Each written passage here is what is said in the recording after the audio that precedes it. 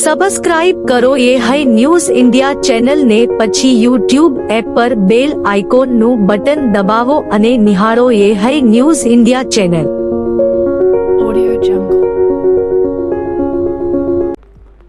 બનાસકાંઠા જિલ્લાના ભારત પાકિસ્તાન સરહદ નજીકના વિસ્તારોમાં સુરક્ષા વ્યવસ્થા વધુ મજબૂત બનાવાઈ છે. વાવ અને સોયગામ તાલુકાના તમામ 122 ગામોમાં સાયરન એલર્ટ સિસ્ટમ સ્થાપિત કરવામાં આવી છે. વાવના 43 અને સોયગામના 79 ગામોમાં ગ્રામ પંચાયત, ડેરી અને શાળાઓમાં આ સિસ્ટમ લગાવવામાં આવી છે. સાયરન સિસ્ટમ 3.5 કિલોમીટરની રેન્જ ધરાવે છે. જિલ્લા કલેક્ટર મિહિર પટેલના જણાવ્યા મુજબ શરૂઆતમાં માત્ર 22 સરહદી ગામોમાં જ આ સિસ્ટમ હતી. કોઈપણ કટોકટીની પરિસ્થિતિમાં આગોતરી ચેતવણી માટે પોલીસ સ્ટેશનોમાં પણ સાયરનની વ્યવસ્થા કરવામાં આવી છે. તમામ તાલુકા હેડક્વાર્ટર પર 8 કિલોમીટરની રેન્જવાળા સાયરન લગાવવાનું કામ ચાલી રહ્યું છે. સોયગામના પ્રાંત અધિકારી ડોક્ટર અરવિંદ કુમાર પ્રજાપતિએ જણાવ્યું હતું કે સાયરન સિસ્ટમ માટે મોક ડ્રીલ અને તાલીમનું આયોજન કરવામાં આવ્યું છે. સરહદી વિસ્તારના લોકો કોઈપણ પરિસ્થિતિનો સામનો કરવા માટે સજ્જ છે. મુખ્યમંત્રી ભૂપેન્દ્ર પટેલના નેતૃત્વમાં સરહદી વિસ્તારના નાગરિકોની સલામતી માટે આ વ્યવસ્થા વિશેષ ઊભી કરવામાં આવી છે. નમસ્કાર, હું ડૉક્ટર અરવિંદ પ્રજાપતિ, પ્રાંત સુઈગામ. આપણે સૌ જાણીએ છીએ એમ કેન્દ્રીય ગૃહ મંત્રાલય દ્વારા સિવિલ ડિફેન્સ મોક ડ્રીલનું આયોજન કરવાની સૂચના હતી. જે સૂચના અન્વયે રાજ્ય સરકારની સૂચનાથી માનનીય કલેક્ટર શ્રી મિહિર પટેલ સાહેબના માર્ગદર્શન હેઠળ બનાસકાંઠા જિલ્લાની અંદર અંબાજી મંદિર ખાતે, ચંદીસર ખાતે અને સુઈગામ તાલુકાના નડાબેટ ખાતે આ એક પ્રકારની મોક ડ્રીલનું આયોજન કરવામાં આવેલું હતું. જેના અંતર્ગત જે સૌથી અગત્યનો ભાગ હતો એ સાયરન. તો સુઈગામ તાલુકાની અંદર તાત્કાલિક ધોરણે બોર્ડરના 11 ગામડાઓની અંદર આ સાયરનનું ઇન્સ્ટોલેશન કરવામાં આવ્યું હતું અને ત્યારબાદ બાકીના ગામડાઓની અંદર પણ આ સાયરન પૂરી પાડવામાં આવી છે, જેના ઇન્સ્ટોલેશનની કામગીરી અત્યારે હાલમાં ચાલુ છે. એ સાયરન બે રીતે કામ કરે છે. એક વોર્નિંગ સિગ્નલ તરીકે કે જેની અંદર કોઈ આવો સંભવિત હવાઈ હુમલો કે કોઈ ઇમરજન્સીની સ્થિતિ આવે તો એ સાયરન વાગશે, અને જ્યારે બીજી જે સિગ્નલ છે એ થોડાક સમય માટે અને એક સ્થિર સાયરન વાગશે, જેના આપણે ઓલ ક્લિયર એટલે બધું ઓકે થઈ જાય ત્યારે એ સાયરન વાગે છે. આ જે સાયરન છે એ સાયરન એ ખરેખર તાત્કાલિક નાગરિક પ્રતિભાવ એટલે કે લોકોના ક્વિક રિસ્પોન્સ માટે બહુ અગત્યનો ભાગ ભજવે છે. અને આપણે આખા બનાસકાંઠા જિલ્લાની અંદર માનનીય કલેક્ટર સાહેબની માર્ગદર્શન હેઠળ આપણે સિવિલ ડિફેન્સ ટ્રેનિંગ પણ આપેલી છે કે આવી જ્યારે કટોકટીની સ્થિતિ કે ઇમરજન્સીની સ્થિતિ કે યુદ્ધની સ્થિતિ આવે છે ત્યારે આપણે શું કરવાનું છે. તો લોકો પણ આનાથી વેલ ટ્રેન્ડ છે. જેમ કે આવું સાયરન વાગશે ત્યારે એ પોતે સુરક્ષિત જગ્યાએ જતા રહેશે, પોતે જે કંઈ પણ એક્ટિવિટી કરતા હશે એ એક્ટિવિટી બંધ કરી દેશે. જે વોલેન્ટિયર્સ હશે એ બાળકો, વૃદ્ધો, દિવ્યાંગોને પણ સુરક્ષિત જગ્યાએ લઈ જશે, ખોટી અફવાઓથી દૂર રહેશે, વહીવટીતંત્ર દ્વારા જે સૂચનાઓ આપવામાં આવતી હશે એનું ચુસ્તપણે પાલન કરશે. તો આ ટ્રેનિંગથી સજ્જ આ જે સુઈગામ તાલુકો અને બનાસકાંઠા જિલ્લાના જે દરેકે દરેક જે નાગરિક છે એ સુસજ્જ છે. એટલે આ સિસ્ટમ એ ખૂબ ઉપયોગી નીવડશે.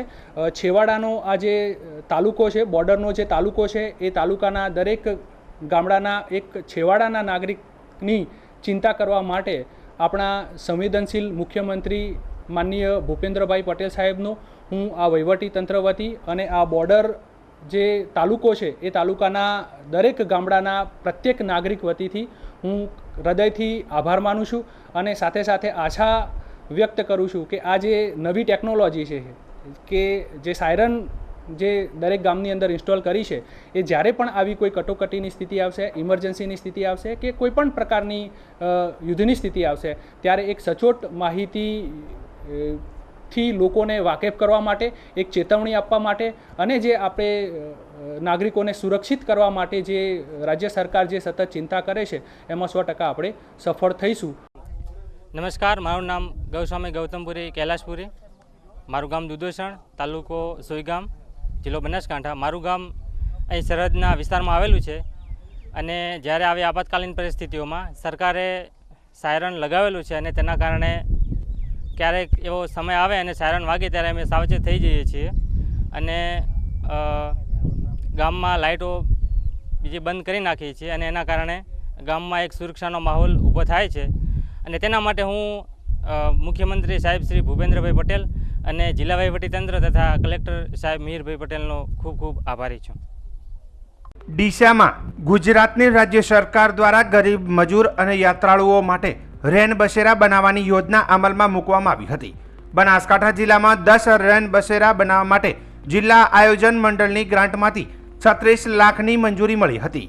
આ આયોજનમાં વર્ષ 2019 થી વર્ષ 2022 અને 23માં યોજનાના અમલીકરણ અધિકારી તરીકે તાલુકા વિકાસ અધિકારી નિમણૂક કરવામાં આવી હતી, જ્યારે વર્ષ 2024માં બનેલા રેન બસેરા માટે ચીફ ઓફિસરને અમલીકરણ અધિકારી બનાવાયા હતા. ડીસા નગરપાલિકા હસ્તક 2 રેન બસેરા જે છે એમાં રેન બસેરા તરીકે જે મુખ્ય ઉપયોગ છે એ શેલ્ટર હોમ તરીકે છે, ત્યાં એ અન્ય છે જેમાં લગભગ 142ની કેપેસિટી હોય છે અને લગભગ 60-65% ઓક્યુપન્સી દરરોજ રહેતી હોય છે.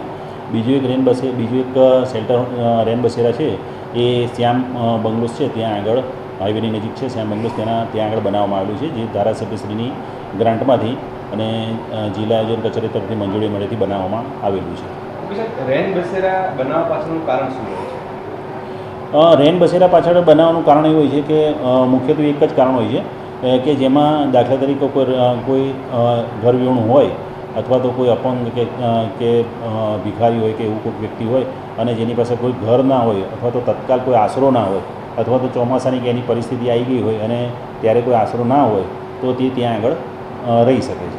ઓકે સર, આપણા કહેવા મુજબ ગરીબ લોકોને રહેવા માટે બનાવવા આવે તો જે આ રેન બસેરા બનાવવા હોય તો કરોડપતિ હોય છે ત્યારે આ કોમન પ્લોટમાં બનાવવા આવે છે, આ કેટલા છે એવું છે? જે જગ્યાએ કોમન પ્લોટમાં બનાવવામાં આવેલું છે ત્યાં આગળ કોમન પ્લોટના જે હિસ્સેદારો છે એમની સહમતિથી ત્યાં બનાવવામાં આવેલું છે અને જે ગ્રાન્ટ મંજૂર થયેલી અને જિલ્લા આયોજનના કચેરીમાંથી જે મંજૂર થયેલું છે તે પ્રમાણે જ બનાવવામાં આવેલું છે અને હાલ પણ સ્થળ ઉપર તે હયાત છે. શું સુવિધાઓ સાહેબ રેન બસેરામાં હોય છે? રેન બસેરામાં જે સુવિધાઓ મંજૂર થયેલી હતી ત્યારે તેમાં એક શેડ મંજૂર થયેલો હતો, એટલે એ શેડ અને નીચેનું તળિયું બનાવવામાં આવેલું છે. એક આરટીઆઈમાં તપાસ કરતા જાણવા મળ્યું છે કે દર્શાવેલા સ્થળોએ ક્યાંય પણ રેન બસેરા બનાવવામાં આવ્યા નથી. કેટલીક જગ્યાએ ગ્રાન્ટનો હેતુફેર કરી શેડ બનાવી દેવાયા છે. તેમ છતાં 10 રેન બસેરાના અંદાજે 36 લાખ રૂપિયા બારોબાર ચૂકવી દેવામાં આવ્યા હતા. પ્રવાસી અને ગરીબ લોકો માટે સરકારે એક યોજના અમલમાં મૂકેલી છે અને એ છે રેન બસેરા અને મજૂર કલ્યાણ કેન્દ્રની. 2018-19થી લઈ અને ચાલુ વર્ષમાં સરકાર દ્વારા ઘણા બધા રેન બસેરા બનાવવામાં આવ્યા છે, પરંતુ ડીસા શહેરમાં આ વાત મારા ધ્યાને આવતા મેં સ્થળ સ્થિતિ જોવા માટે કરી અને રેન બસેરાનું નિરીક્ષણ કરવા માટે હું ગયેલો, પરંતુ સ્થળ ઉપર ક્યાંય મને રેન બસેરા દેખાયા નહીં. અને કોઈ જગ્યા તો જે રેન બસેરા બનેલા છે એ જગ્યાએ અસામાજિક તત્વોએ દબાણ કરી લીધું છે અને કોઈ જગ્યા માત્ર દિવાલ ઉપર તકતી મારેલી છે, એક જગ્યા તો દુકાન ઉપર તકતી મારેલી છે અને એક જગ્યા તો ખાલી જે કોમન પ્લોટની જે દિવાલ હોય છે કોમન પ્લોટની દિવાલ ઉપર તકતી મારેલી છે. હવે રેન બસેરા કોમન પ્લોટ ખાઈ ગયું છે કે શું એ ખબર નથી પડતી, પરંતુ સરકારની આટલી સરસ યોજના છે અને એનો લાભ માત્ર અધિકારીઓની બેદરકારીના કારણે કરી અને લોકોને મળી શકતું નથી. મારી માંગ છે કે સરકાર આ રેન બસેરા જે છે જે ખોવાઈ ગયેલા છે અથવા તો ભ્રષ્ટાચારમાં લિપ્ત થઈ ગયેલા છે એમને પાછા લાવે અને જવાબદાર અધિકારીઓ સામે કાર્યવાહી કરે. સમગ્ર કૌભાંડનો ભાંડાફોડ થતાં તંત્ર હરકતમાં આવ્યું હતું, જે બાબતે જિલ્લા વિકાસ અધિકારીની સૂચનાથી ડીસા તાલુકા વિકાસ અધિકારી જય ચૌધરીએ તાત્કાલિક તપાસ સમિતિની રચના કરી છે. આ ટીમ સ્થળ પર જઈને નિરીક્ષણ કરી સત્ય હકીકતનો અહેવાલ રજૂ કરવાનો આદેશ અપાયો છે. ટીડીઓ જય ચૌધરીએ જણાવ્યું હતું કે અમારી તપાસ ટીમ 4 દિવસમાં સત્ય હકીકત જાણ્યા બાદ જિલ્લામાં રિપોર્ટ રજૂ કરશે. ત્યારબાદ જો ગ્રાન્ટનો દુરુપયોગ થયો હશે તો જિલ્લાના આદેશ મુજબ કાર્યવાહી કરવામાં આવશે. અરજદાર શ્રી પ્રિતેશ કુમાર શર્મા ડીસાના અરજદાર છે. એમના દ્વારા જિલ્લા આયોજન અધિકારી શ્રીને એક અરજી મોકલી આપવામાં આવેલી છે, જેમાં રેન બસેરાના કુલ 10 કામોની વિગતો દર્શાવી છે. તેમાં એકચ્યુઅલમાં સ્થળ ખાતરી કરી અને શું ગેરરીતિઓ થયેલી છે એ બાબતના આક્ષેપો કરવામાં આવેલા છે. જેના અનુસંધાને જિલ્લા આયોજન અધિકારી સાહેબશ્રીના પત્ર અનુસંધાને અત્રેથી તાલુકાની એક તપાસ ટીમની રચના કરવામાં આવેલી છે, જેમાં કુલ 6 સભ્યોની નિમણૂક કરેલી છે. એ તપાસ ટીમ રેકર્ડ આધારિત તેમાં સ્થળ ખાતરી કરી અને સ્થળ ઉપર જે એકચ્યુઅલ હકીકત છે એ બંને વિગતો મેળવી અને એમનો તપાસ અહેવાલ આગામી 2 થી 3 દિવસમાં સબમિટ કરવાની છે. એ તપાસ અહેવાલ રજૂ થયા બાદ જે પણ હકીકતો ધ્યાને આવશે એના આધારે જિલ્લા આયોજન અધિકારીશ્રીને રિપોર્ટ મોકલી આપવામાં આવશે અને જિલ્લા કક્ષાએથી જે પણ સૂચના મળશે એ મુજબ નિયમાનુસારની કાર્યવાહી પણ હાથ ધરવામાં આવશે. ઉલ્લેખનીય છે કે આ કૌભાંડ મનરેગા કૌભાંડ જેવું ગણાતા જિલ્લાભરમાં ચકચાર મચી જવા પામી છે. સ્થાનિકો અને જનતા દ્વારા તત્કાલીન તાલુકા વિકાસ અધિકારી, ચીફ ઓફિસર, એસઓ, એન્જિનિયર સહિત જે પણ કસૂરવાર હોય તે તમામ સામે ફોજદારી ગુનો દાખલ કરવાની ઉગ્ર માંગ કરવામાં આવી રહી છે. આ કૌભાંડમાં સંડોવાયેલા તમામ જવાબદાર વ્યક્તિઓ સામે કડક કાર્યવાહી થાય તેવી લોકો દ્વારા અપેક્ષા રાખવામાં આવી રહી છે. આગામી 22 મેના રોજ વડાપ્રધાન નરેન્દ્ર મોદી ગુજરાતના રીડેવલપમેન્ટ થયેલા 18 સ્ટેશનોને વર્ચ્યુઅલી ખુલ્લા મૂકવાના છે. આ ઉદ્ઘાટનમાં સૌથી મહત્વનું કરમસદ છે. સરદાર પટેલ સાહેબનું ગામ હોય ત્યાં રેલવે દ્વારા રેલવે સ્ટેશનને સરદારના વિશાળ જીવનને ઉજાગર કરતા ચિત્રોની આખી દિવાલ બનાવવામાં આવી છે. તેમાં સરદાર સાહેબ સાથે જોડાયેલ તમામ પાસા ચિત્રકાર દ્વારા આબેહૂબ વર્ણન કરવામાં આવ્યો છે. દેશમાં છેલ્લા એક દાયકાથી મોદી સરકારના શાસનકાળ હેઠળ રેલવેનું મોટા પાયે આધુનિકરણ કરવામાં આવી રહ્યું છે. સરકાર રેલવેના રિવાઇવલના ભાગરૂપે દેશના અનેક રેલવે સ્ટેશનનું આધુનિક નિર્માણ કરવામાં આવી રહ્યું છે. જોકે આ નવીનીકરણમાં પણ રેલવે સ્ટેશનોને સ્થાનિક પ્રતિભાવો સાથે જોડવામાં આવી રહ્યા છે, જેનાથી સ્થાનિક અને દેશ વિદેશથી આવતા અને રેલવે મુસાફરી કરતા લોકોને જાણ થાય અને વારસો સમજી શકે તે માટે ભીત ચિત્રો દ્વારા વ્યવસ્થા કરવામાં આવી રહી છે. સાથે સાથે તંત્ર દ્વારા આધુનિક સુવિધા પર ધ્યાન આપવામાં આવી રહ્યું છે. મારું નામ યોગેશ પટેલ છે. હું વડોદરાથી છું. મેં ફાઇન આર્ટ્સ કરેલું છે. 22 તારીખે કરમસદનું રેલવે સ્ટેશનનું વર્ચ્યુઅલ ઓપનિંગ છે. એમાં વડાપ્રધાન નરેન્દ્ર મોદી અહીંયા ઓપનિંગ કરવાના છે અને સરદાર વલ્લભભાઈ પટેલનું આજે વોલ ઉપર મેં પેઇન્ટિંગ કરેલું છે એ અમને કરીને ઘણી ખુશી મળી છે અને મોકો મળ્યો છે સારો એવો, અને આ કામ કરીને ઘણો સંતોષ પણ થયો છે. હું અને મારી વાઈફ બંને નીતા પટેલ આ પેઇન્ટિંગની અંદર સાથે કામ કરેલું છે. મારી સાથે બીજા મારા જોડે કામ કરનારા બીજા મારા પાર્ટનરો પણ છે. અમદાવાદના ચંડોળા તળાવમાં બીજા તબક્કાના ડિમોલિશનની કામગીરી શરૂ કરવામાં આવી છે. બીજા તબક્કામાં 2.5 લાખ ચોરસ મીટર જમીન પર થયેલા દબાણો દૂર કરવામાં આવી રહ્યા છે. એએમસીની ટીમ 3 શિફ્ટમાં કામગીરી કરીને આ અભિયાન પાર પાડશે. આ દબાણ દૂર કરવાની કામગીરી લગભગ 3 થી 4 દિવસ સુધી ચાલશે. અન્ય કોઈ અનિચ્છનીય બનાવ ન બને તે માટે 3000 પોલીસ અને 25 એસઆરપી કંપની તૈનાત કરવામાં આવી છે. फर्स्ट फेज में 1.5 लाख जितना स्क्वायर मीटर की जगह खाली करवाई गई थी कॉरपोरेशन के द्वारा, और हमने बंदोबस्त दिया था ताकि कोई लॉ एंड ऑर्डर और जान हानि ना हो. और फेज 2 आज से प्रारंभ हुआ है और आज भी पर्याप्त संख्या में सीपी सर ने बंदोबस्त दिया है और सब सीनियर अधिकारी स्थल पे मौजूद हैं.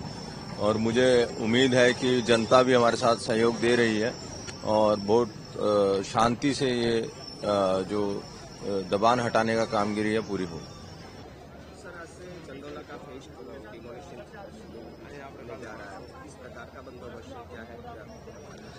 આજે ઈસનપુર પોલીસ સ્ટેશનના ચંડોલા તલાવમાં જો ગેરકાયદેસર દબાણો હતા એના ફેઝ 2 અંતર્ગત આજે એએમસી દ્વારા જે ડેમોલિશન કરવામાં આવી રહી છે એમાં 3000 જેટલી પોલીસ, 25 એસઆરપી કંપનીઓ અને અધિકારીઓ મારફતે આ ડેમોલિશનની કામગીરી એએમસી દ્વારા જે કરવામાં આવી રહી છે.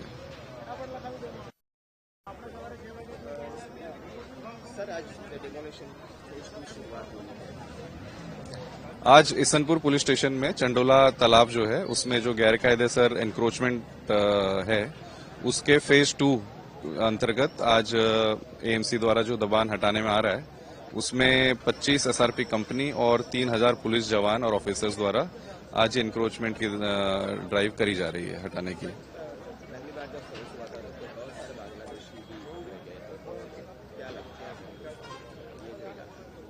इसमें ये पूरा तालाब का एरिया है, इसमें जो भी कंस्ट्रक्शन है, स्ट्रक्चर्स हैं, सभी इलीगल ही हैं और इसीलिए आज इनको क्लियर किया जा रहा है.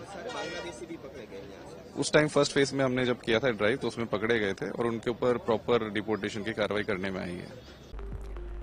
અમરેલી જિલ્લામાં રાજાશાહી વખતની હજુ જેલ અડીખમ ઊભી છે. અમરેલી જિલ્લાના લાઠી શહેર રાજાશાહી વખતનું શહેર ગણવામાં આવે છે.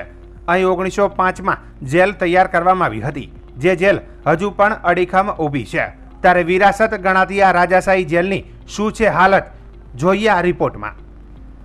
કવિ કલાપીનું ગણાતું આ લાઠી ગામ રજવાડામાં બેનમૂન ગામ તરીકે વિખ્યાત હતું. હઠીલાના રાજાનું હઠીલા નગર ભાગી પડ્યું હતું. ત્યારબાદ હઠીલાથી અહીં મોટી સંખ્યામાં લોકો રહેવા આવ્યા હતા. ત્યારબાદ આ લાઠી શહેર વિકસાવ્યું હતું અને લાઠીમાં પહેલાના રાજાઓ પણ રહેતા હોવાની લોકવાયકા છે. જ્યારે આ લાઠીમાં અદ્ભુત જેલ આવેલી છે. આ જેલનું બાંધકામ કલાત્મક રીતે કરવામાં આવ્યું છે. તેના દરવાજા તેમજ બારીઓ પથ્થરથી તૈયાર કરવામાં આવેલી છે. તેમજ પથ્થરની અલગ અલગ ચિત્રો કંડારવામાં આવ્યા છે અને દરેક તૈયાર કરવામાં આવેલા વારસો હજુ પણ લાઠી શહેરમાં રાખવામાં આવ્યો છે. લાઠી શહેરની અંદર ઐતિહાસિક જેલ આવેલી છે. આ જેલ 1905 અને 6માં બનાવવામાં આવી છે અને જેલમાં હજુ પણ આ તકતી લગાવેલી છે, જેનું સંપૂર્ણ બાંધકામ પથ્થરમાંથી તૈયાર કરવામાં આવ્યું છે. આ જેલની અંદર નાના નાના બેરેક પણ આવેલા છે અને કેદીઓ અહીં રાખવામાં આવતા હતા. આ રજવાડા સમયનું જેલમાં 1-2 ફિલ્મનું શૂટિંગ પણ કરવામાં આવે છે. જેલ લાઠી શહેરની ઐતિહાસિક જેલ કહેવાય છે. હાલ આ જેલનું રિનોવેશન કરવામાં આવે તો આ વારસો સચવાઈ રહે તેમ છે. રજવાડા સમયની અંદર આ જેલ બનાવવામાં આવી હતી. અંદાજિત 120 વર્ષ જૂની આ જેલ છે અને ગામના લોકો તેમજ આજુબાજુમાં રહેતા વ્યક્તિઓ પણ આ જેલની મુલાકાતે આવે છે. પરંતુ જો આનો રિનોવેશન કરવામાં આવે તો વારસો જળવાઈ શકે તેવું પ્રબુદ્ધ લોકો ઈચ્છી રહ્યા છે. લાઠી શહેરમાં પોતાના બાળપણથી જોતા આવતા લોકોએ પોતાના દાદા પાસેથી વાત સાંભળી હતી અને ત્યારબાદ પોતાની ઉંમર અને અભ્યાસ ક્ષેત્રે આગળ જતા આ જેલની મુલાકાત લીધી હતી. ત્યારબાદ ખબર પડી હતી કે આ જેલ એ રજવાડા વખતની છે. આ જેલની અંદર નાના નાના બેરેક પણ આવેલા છે અને અહીં કેદીઓને સાચવવામાં આવતા હતા. એક મુખ્ય જેલ છે અને મુખ્ય જેલની અંદર નાના નાના બેરેક આવેલા છે. લોખંડના દરવાજા અને પથ્થરના બાંધકામથી આ જેલ તૈયાર કરવામાં આવેલી છે. મારું નામ પૃથ્વીરાજસિંહ રાણા છે અને આપણે જે અત્યારે આ જેલના કમ્પાઉન્ડમાં ઊભા છે એ જેલ 1905-6માં બનેલી છે. પર આપણે જોઈ શકો છો એની તકતી પણ મારેલી છે. એ જેલની કન્ડિશન અત્યારે જોતા ખૂબ જ દયનીય સ્થિતિમાં ઊભી છે. અત્યારે એમની બહારની દિવાલ જર્જરિત છે. છતાં આપણે અત્યારે સરકારશ્રીને એ જ અપીલ કરી છે કે આ જે જગ્યાઓ છે એ જૂની જગ્યાઓ બધી એનું ઉપર પૂરતું ધ્યાન આપે અને સચવાઈ રહે તો સારી વાત છે. કેમ કે આનું બાંધકામ 100-125 વર્ષ પહેલા બનેલું છે, છતાં પણ અત્યારની આધુનિક જેલ જેવું પણ જોઈ શકો છો તમે. વિસરાઈ ગયેલી વિરાસત સામી જેલ છે આખી અને જીર્ણોદ્ધાર નથી. આ કરવા માટે શું કરવું જોઈએ, તમે શું વિચારો છો? મારું નામ છે હસમુખ કાટિયા. હું લાઠી ગામનો જ છું અને મારી ઉંમર લગભગ 42 વર્ષ થઈ છે. ઘણી વાર અવારનવાર સ્કૂલે જતા મેં જોયું છે કે આ શું છે, પણ પછી ખ્યાલ આવ્યો કે આ તો જૂની જેલ છે, દાદા કહેતા. અને મેં ગેટમાંથી જોયું તો ઘણી બહુ જૂની છે, મરામત કરવાની જરૂર છે. અને અત્યારની યંગ જનરેશન, નાના છોકરાઓ જે LKG HKG માંથી ભણવાથી વ્યા જાય છે અને કાંઈ આવું જોવા મળતું નથી. તો સરકારશ્રી પાસે અપીલ છે કે આવી જૂની વિરાસતો છે તો એને મરામત કરી, વ્યવસ્થિત કામ કરી અને એને હાઇલાઇટ કરે તો આજનું યંગ જનરેશન, નાના છોકરાઓ આના વિશે વિચારે અને જોવે તો એને ખ્યાલ આવે કે આ બધું જૂનું શું છે. લાઠીનો રાજમહેલ અને જેલ જર્જરિત હાલતમાં છે. આની માટે શું સાહેબ પગલાં લેવામાં આવ્યા છે? જે આપણે વાત કરી અગાઉ એ જ મુજબ જે ઐતિહાસિક વારસો છે એ વારસાને જાળવવા માટે જેટલા કલાપીને લગતા અને દરબારગઢને લગતા કે એ તમામ બાબતો છે એને આવરી લેવાની છે. એમાં જે દરબારગઢ છે જે મામલતદાર કચેરી તરીકે પણ ઉપયોગમાં આવતું હતું એ અને એની સાથેની જેલ, આ બંને જ બાબતો એમાં આવરી લઈ અને એના રિનોવેશન અને એના જાળવણી માટેની જે દરખાસ્ત છે એ અત્રેથી કરવામાં આવેલી છે. પ્રવાસન વિભાગ છે એમાં આગળની કામગીરી કરી અને એ જાળવણીની કામગીરી પણ કરે એ મુજબની દરખાસ્ત કરવામાં આવેલી છે. આ બાબતે આપણે જણાવીએ કે અમરેલી જિલ્લામાં પ્રવાસનના સ્થળો વિકસાવવા માટેની જે પ્રોજેક્ટ હાથમાં લેવામાં આવેલો છે એમાં આપણું લાઠી છે એ લાઠી શહેર ખૂબ જ ઐતિહાસિક વારસો ધરાવે છે અને એમાં પ્રવાસીઓની સંખ્યા વધે, અહીંયાનો ઐતિહાસિક વારસો જળવાય અને ગુજરાત અને ભારતના લોકો અને વિશ્વના લોકો એને જાણતા થાય એ ઐતિહાસિક વારસાને, એ બાબતની અત્યારેથી કાર્યવાહી કરવામાં આવેલી છે. ભાવનગર જિલ્લામાં ડુંગળીના ભાવ તળિયે બેસી જતા ખેડૂતોને ભારે આર્થિક નુકસાની સહન કરવાનો વારો આવ્યો છે. અગાઉ ડુંગળીમાં 250 થી 350 રૂપિયા પ્રતિ મણ સુધીના ભાવ ખેડૂતોને મળતા હતા, પરંતુ કમોસમી વરસાદ અને ડુંગળીની રાજ્યની સાથે અન્ય રાજ્યોમાં માંગ ઘટતા ડુંગળીના ભાવમાં મોટો કડાકો બોલી ગયો હતો. મહુવા માર્કેટયાર્ડમાં સૌથી ઓછા 12 રૂપિયા મણ ભાવે ડુંગળી વેચાઈ હતી, મજૂરી અને કરેલા ખર્ચ કરતાં પણ ઓછા ભાવે ડુંગળીની માંગ વચ્ચે ખેડૂતો સરકાર પાસે ટેકાના ભાવ અથવા સહાયની માંગ કરી રહ્યા છે. પહેલાં 1 થી તે 4 મહિના સુધીમાં 300-350 રૂપિયાની બજાર મળતી, એટલે ખેડૂતનો ખર્ચો નીકળી જતો હતો. અને અત્યારે આજ 249 ઠેલા લઈને આવ્યા છે, તો અત્યારે કોઈ 30 થી 100 રૂપિયાની 20 કિલો કોઈ માગતું નથી. તો અમારે શું લાઈન લેવી? એમ સરકાર સાહેબને એક કહેવાની નમ્ર વિનંતી છે, અને અમે માલનો નિકાલ કરો અને અમને પૂરતો ભાવ આપે એવું કાંઈ પ્રયત્ન કરો. એમ કમોસમી વરસાદ થયો છે, માલની ક્વોલિટી ક્યાંક ને ક્યાંક નબળી થઈ છે, અને એ જે માલ માર્કેટની અંદર આવે છે એ માલનું જે વેચાણ થતું હોય છે બહારના રાજ્યોમાં પહોંચે એવી પરિસ્થિતિ નથી. ડિહાઇડ્રેશનમાં જે જતા હોય છે માલ, તો ડિહાઇડ્રેશનમાં પણ આંતરરાષ્ટ્રીય બજાર ક્યાંક ને ક્યાંક ખૂબ નીચા છે, એટલે એ માલનો જે ભાવ થવા જોઈએ એ ડિમાન્ડ નથી, એની માંગ નથી. એની હિસાબે અત્યારે જે માલ આવે છે એ સ્વાભાવિક છે કે માર્કેટિંગ યાર્ડની અંદર 30 થી 100-125 રૂપિયા વેચાય છે. એમાં ઊંચા ભાવે તો અમુક વકલ જ વેચાતા હોય છે, બાકી અમુક માલ જે આજે છે વેચાણ પર પૂરું થઈ નથી શક્યું. આ પરિસ્થિતિ અત્યારે ઊભી થઈ છે. રશિયા યુક્રેન વચ્ચેના સંઘર્ષ વિરામ માટે અમેરિકાના રાષ્ટ્રપતિ ડોનાલ્ડ ટ્રમ્પે રશિયાના રાષ્ટ્રપતિ પુતિન સાથે ટેલિફોનિક વાતચીત કરી હતી અને જણાવ્યું હતું કે રશિયા યુદ્ધ પછી અમેરિકા સાથે મોટા વેપાર સોદા કરવા તૈયાર છે અને તેનાથી ઘણી નોકરીઓ અને સંપત્તિનું સર્જન થઈ શકે છે. વધુમાં તેમણે કહ્યું હતું કે યુક્રેન પણ તેના પુનઃનિર્માણ દરમિયાન અમેરિકા સાથેના વેપારથી પણ લાભ મેળવી શકે છે. સાથે જ તેઓએ યુરોપિયન યુનિયન અને અન્ય અગ્રણી વિશ્વ નેતાઓને આ અંગે માહિતી પણ આપવામાં આવી છે. નવા ચૂંટાયેલા પોપ લિયોએ પણ રશિયા યુક્રેન વચ્ચે વાટાઘાટોનું આયોજન કરવાની ઓફર પણ કરી છે. રશિયાના રાષ્ટ્રપતિ પુતિને પુષ્ટિ આપી છે કે રશિયા યુક્રેન સાથે સંભવિત શાંતિ કરાર પર કામ કરવા તૈયાર છે. તેમણે એમ પણ કહ્યું હતું કે વાટાઘાટો યોગ્ય દિશામાં આગળ વધી રહી છે. બીજી તરફ યુક્રેનના રાષ્ટ્રપતિ ઝેલેન્સ્કીએ પણ કહ્યું કે યુક્રેન, તુર્કી, સ્વિટ્ઝરલેન્ડ અથવા વેટિકનમાં રશિયા સાથે શાંતિ વાટાઘાટો કરવા તૈયાર છે.